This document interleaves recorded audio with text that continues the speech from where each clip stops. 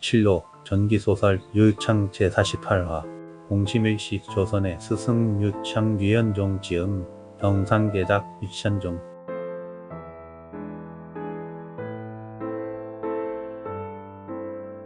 길가에 주루가 하나 있는데 육수그레한 주모가 나와 평상에 앉아 있다가 마침 지나가는 정몽주를 보고 앞을 막아섰다.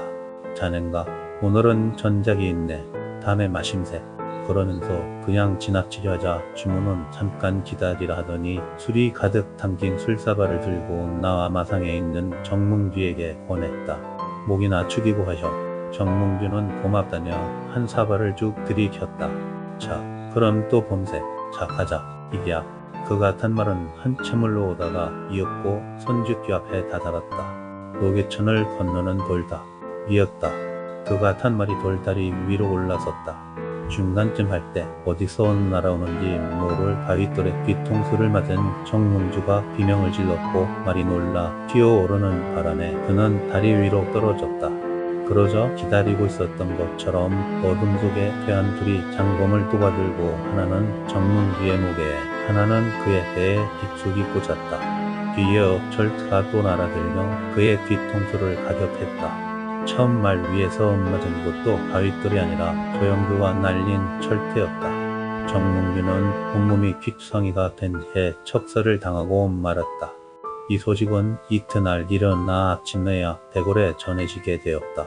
상간마마 정몽주 대감께서 척살당한 시신으로 선주교 위에서 발견되었다 하옵니다. 누가 정대감이 누구의 지시하더냐. 암살을 당하셔서 범인은 오리무중이라 하옵니다. 아, 척살. 임금은 온몸을 떨었다. 마치 자기가 당한 듯한 두려움이 엄습해왔던 것이다.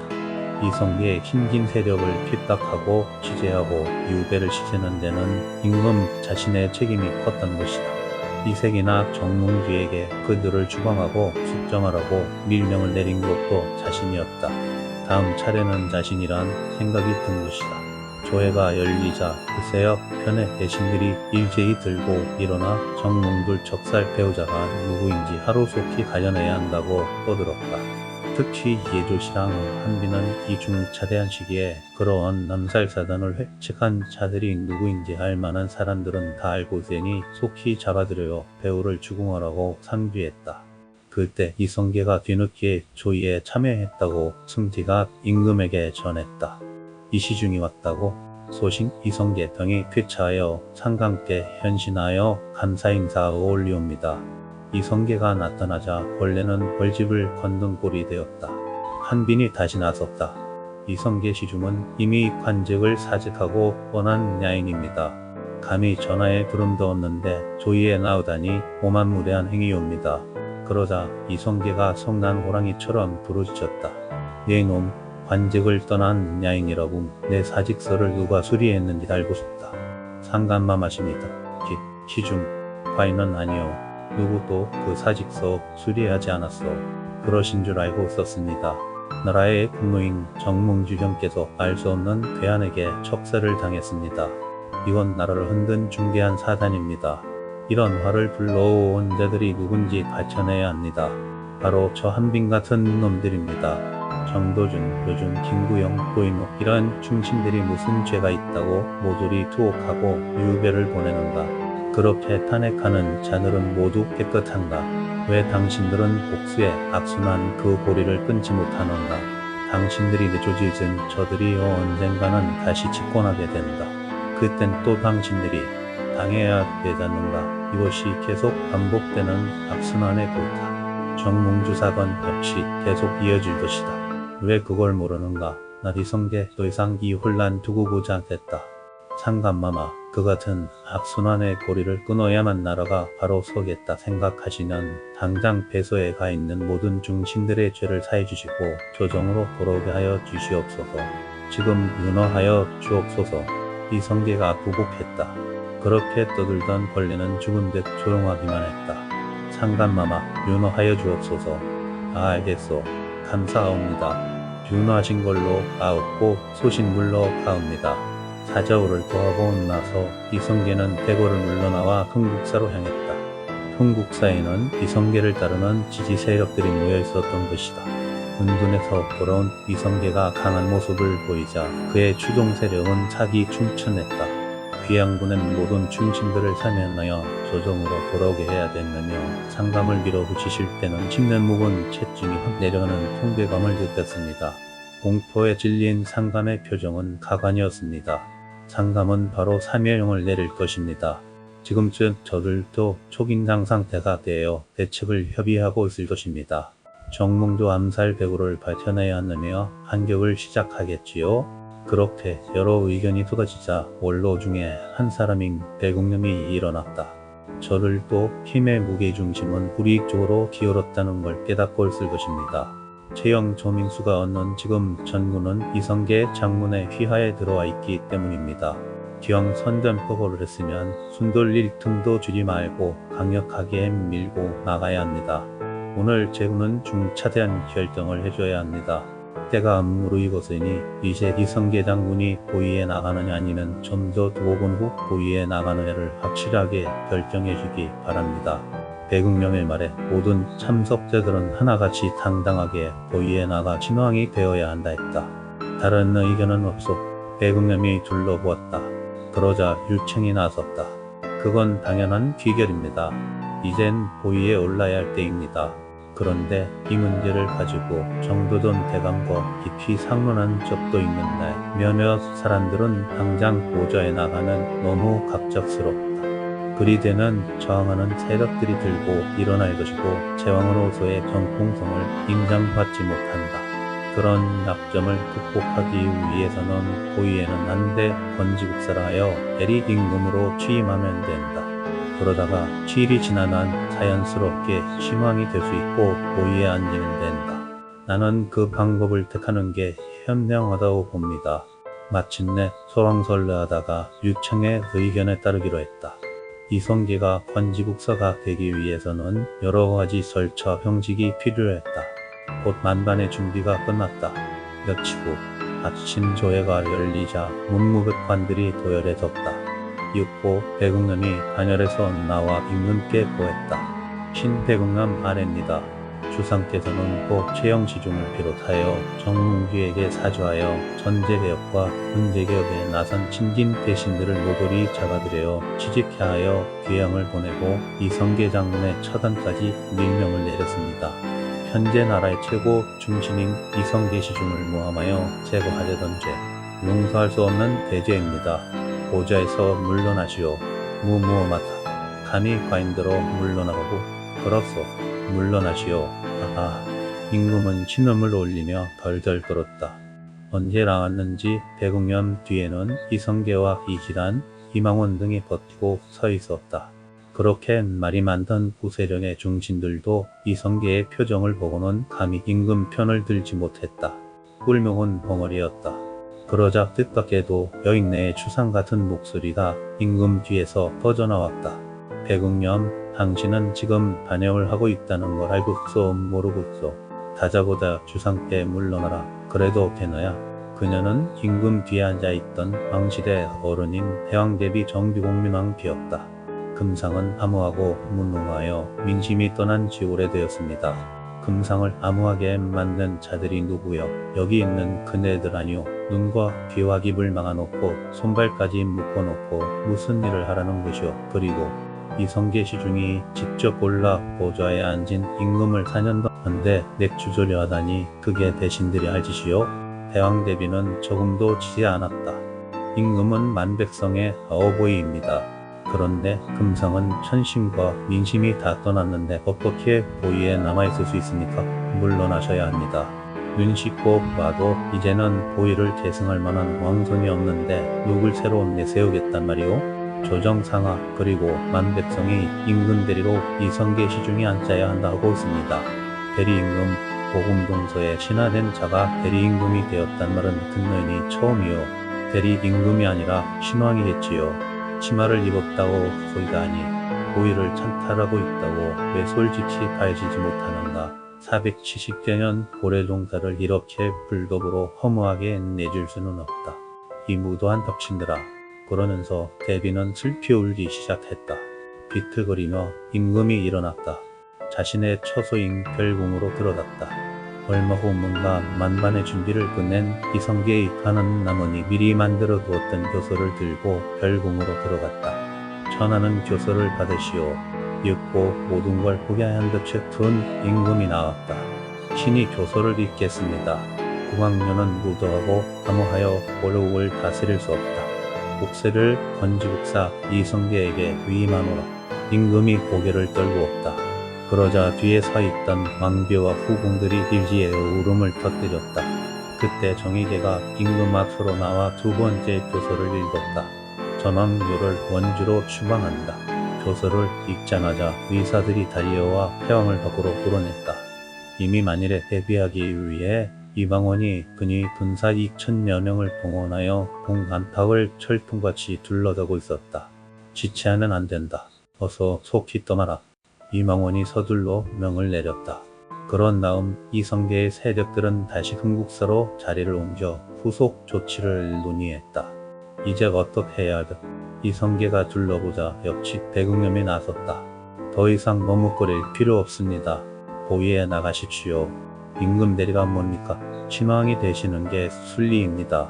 다른 대신들도 비구동성으로 대국놈의 말에 동조했다. 그렇게 하십시오.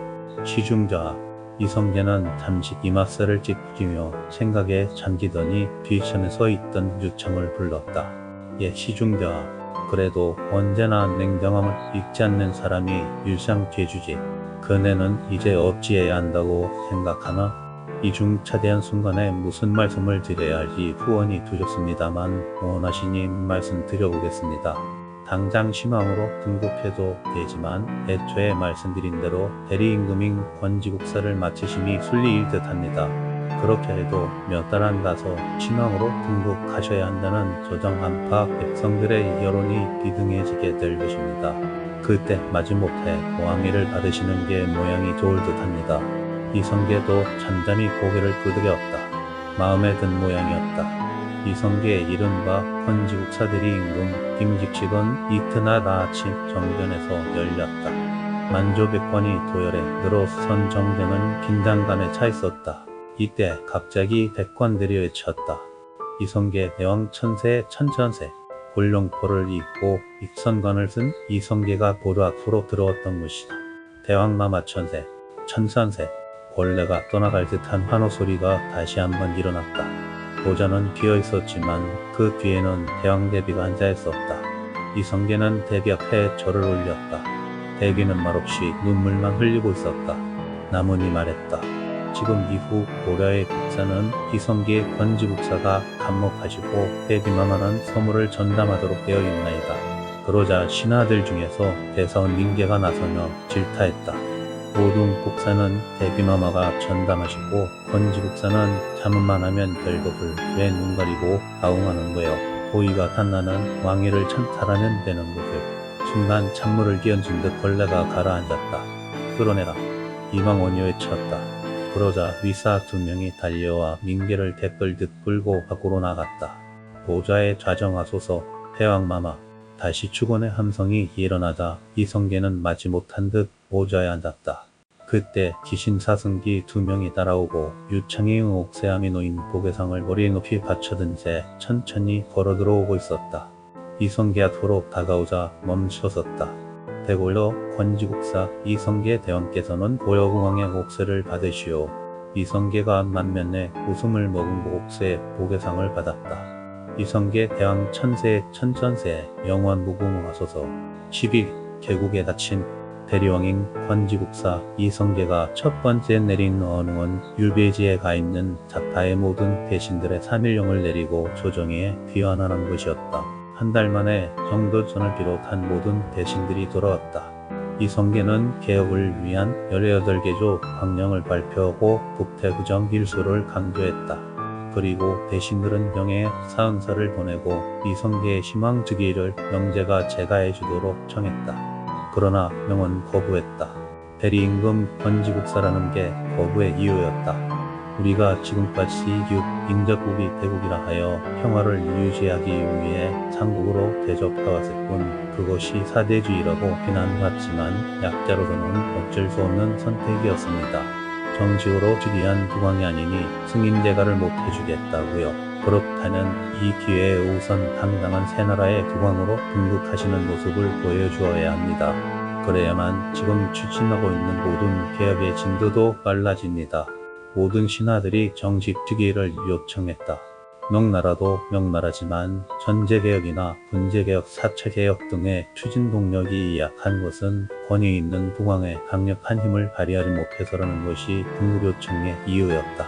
마침내 이성계도 승낙하고 국정전만의 최고 의결기구인 도평의사사에 의안을 넘겼다. 신왕직이 수건자로 제가가 났다. 7월 16일 아침 이성계를 따르는 신진 4대부 세력들인 대국령, 조준, 형도단, 유창남은, 의무, 이방원 등 50여 명의 대소신료들이 모두 모여 이성계의 사저를 향했다. 그늘 행렬의 선두에는 일반 백성들과 노인네들이 곡상을 머리 높이 쳐들고 걸어가고 있었다. 이성계의 사저에 가까워질수록 이들 뒤를 따르는 백성들의 숫자가 구름처럼 불어나 있었다. 이윽고 사저의 대문 앞에 이르러서나 문을 열어주지 않았다. 아침 식사를 하고 있던 이성계는 군중들이 몰려왔다는 보고를 듣자 대문을 열지 말도록 명했던 것이다. 한참을 기다린 뒤에야 배국년 등은 한강제로 대문을 열고 내정으로 들어서서 대청 위에 옥새함을 내려놓았다. 대왕께서는 어서 나오셔서 옥새를 받으십시오. 수십 명이 합창하듯 그 위치 깊이 열어보나고서야 이성계가 나타났다. 그의 모습이 대청에 나타나자 북소리가 진동하며 마당원을 가득 채운 신료들이 일제히 보복하며 배례를 올리고 대왕만세를 외쳤다. 배국념이 나서서 이성계 시중이 왜 국왕으로 즉위해야 하는지 그 필요 이유를 보였다. 400년 사직이 위급조망, 흥변등화에 이르게 된 것은 기득권 세력들의 탐욕과 가식, 그리고 정통성이 없는 임금들의 거듭된 필정 등으로 모든 천심과 민심이 떠났기 때문이며, 이제 이 모든 위기를 극복할 수 있는 명분으로는 이성계 시중 외에 없다는 천의가 모아졌으므로 고려조정 대소신료 53명이 관지국사의 시중을 국왕으로 목립해야 한다고 문서에 서명하고 수결을 놓았으니 그 뜻을 받으시옵소서. 그것이 끝나자 일제히 구복하며 이성계 대왕 천세 천선세를 외쳤다. 그 이튿날인 1392년 7월 17일 아침 수장궁에서는 화려한 권룡포를 입고 면류관을 든 이성계가 세왕조를 연심왕으로 보좌에 올랐다. 이로써 34대 375년을 몇 년이 이어내려온 고려국은 역사의 기연길로 사라지고 조선왕조의 세약 진맥이 시작된 것이었다. 신왕이 된 이성계는 당장 고려의 국호를 버리지 않았다. 직접 기명에 사신을 보내어 신왕 등극의 승인을 받아야 하는데 국호까지도 승인해달라 해야 할 것 같았던 것이다. 일단은 그들의 기회를 맞춰주자는 것이다. 사실은 국호도 측근들의 연구로 두 가지 후보가 정해져 있는 상태였다. 화령과 조선이었다. 화령이 나온 것은 이성계의 고향이 함경복 영흥이라 하여 화령이라 하니 신왕도 국명도 화령이라 하다는 것이고, 조선은 예부터 조선국으로 불려왔고 가장 친숙한 국명이니 조선이라 하자는 것이었다. 물론 다른 이름도 많이 나왔지만 등극승인 청원사절이 갈 때 국호에 대한 명의 의사를 물었다. 그러자 명은 국호를 조선이라 하는 게 좋겠다 했다. 서로의 해석법이 달랐다. 명이 조선을 택한 것은 기자조선이란 상고시대의 나라명을 떠올렸기 때문이었다. 중국인이었던 기자가 동쪽으로 가서 세운 나라가 기자조선이니 조선국이라면 지금도 자기들의 속국이란 뜻이겠다 하여 조선으로 정하라 한 것이다. 물론 우리는 기자조선의 실체를 그때도 지금도 인정하지 않고 있기도 하다. 한편 권지국서가 아닌 당당한 국왕이 전권을 잡아 다스리니 이른바 신진 세력들이 추구하고 있던 개혁 정책의 시행에 탄력을 받고 있었다. 정도전을 비롯한 대다수의 신진 사대부들은 새로운 왕조는 신혁명을 이루하여 강력한 자강 선진국이 되어야 한다고 생각하고 있었다. 세술은 세부대에 담아야지 헌부대에 담으면 안 된다는 것이 그들의 주장이었다. 헌부대에 세술을 담으면 그 술이 익을 때 불풀어 올라와도 세부대는 터지지 않지만 그걸 견디지 못하는 헌부대는 터지고 만다는 것이다. 그래서 그들은 4가지 개혁법을 제시했다. 첫째는 부제도 아래 부사상을 가지고 있는 부세력을 완전히 구축하고 세제도 퇴사상을 가진 젊은 세대가 주축이 되어 새 나라의 역사를 책임져야만 한다. 그러기 위해서는 공도세력 단합법 확장이다. 신세력의 단합 확장만이 중단 없는 동력의 원천이 되는 것이다.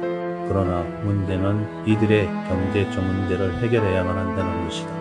그런데 이 나라의 모든 경제권은 권문세족의 부세력층이 모두 소유하고 있다는 것이다. 정당한 방법으로 소유한 게 아니라 농민들에 대한 무질서하고 가혹한 수타로 차지한 것이다. 그들의 경제적 기반을 무너뜨리고 모든 이익을 농민들에게 고루 나누어주고 신세력에게도 경제 혜택을 주어야 강한 힘이 나온다.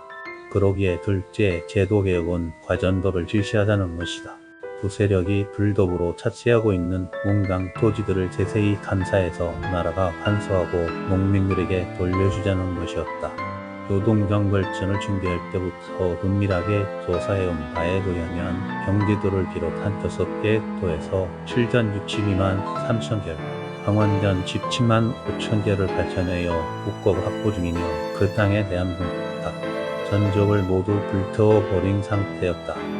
그런 뒤에 조정에서는 전주들이 도지로 빌린 소장농에게 수확량의 50%를 거두던 종전의 법을 없애고 수확량의 10%만 받도록 법령을 정했다. 그리고 셋째 제도개혁은 군대개혁이었다. 군대개혁의 요점은 사병제 폐지였다. 고려는 정중부의 무신난 이후 70여 년 동안 무신장군이 나라를 다스렸다. 그들은 자기 집안에 사사로운 조정을 만들어 이른바 도방정치를 하고 사사로이 막강한 가병들을 거느렸다. 이유습은 권세 있는 관료들이나 무장들이 나라 말년까지도 집안에 가병들을 양성해 두는 관습이 되었다. 그 사병들을 모두 해체하여 국가의 정규군에 편입시키자는 것이었다. 마지막 4번째의 개혁안은 척불운동이었다. 고려는 개국하자 불교를 호국불교라 하여 홍치 이념으로 정했다. 이래 불교는 모든 면에 영향을 끼치며 백성들의 삶을 좌우해왔다. 불교 그 중에도 사찰의 기회가 가장 컸다. 일례로 사찰 운영비로 나라 화사해준 막대한 토지를 농민들에게 보리로 빌려주어 농사를 짓게 하여 축지의 방편으로 사용한 이른바 사전 기회가 막대했다. 그런 부정을 바로 잡아보자는 뜻에서 불교정화 개혁을 주장한 게 다가 아니었다. 두 시대를 마감하고 신시대를 열어나가려면 뭔가 획기적인 새로운 운동을 보여줘야 한다는 것이었다. 그것이 척불운동이었다. 정도전이 주장한 제 시대의 사상은 유학이었다. 불교야말로 공상공예의 도일꾼 종교가 아닌 깨달음에 돌아온 것이었다. 실록 정기소설 6창 제48화 끝. 다음 제49화에서 계속됩니다.